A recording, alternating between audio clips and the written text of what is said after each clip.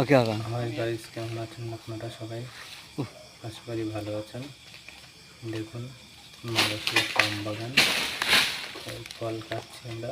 কত বড় পাইপ দিয়ে সাবিল লাগানো আছে হেসো মতন। এত বড় গাছও ফল কাটতে হয়, এত বড় বড় গাছ হয়। এসব গাছের ফল 1 কুইন্টাল 1.5 কুইন্টাল করে ওই হয় একটা ফল। কষ্ট, আমাদের খুব কষ্টের কাজ আমরা করি। পাম্প সাদা তেল হয়। দেখুন কত বড় বড় গাছ থেকে কীভাবে কাটে ফেলা হচ্ছে। এই পুলিং করে ফলগুলো কাটা হচ্ছে।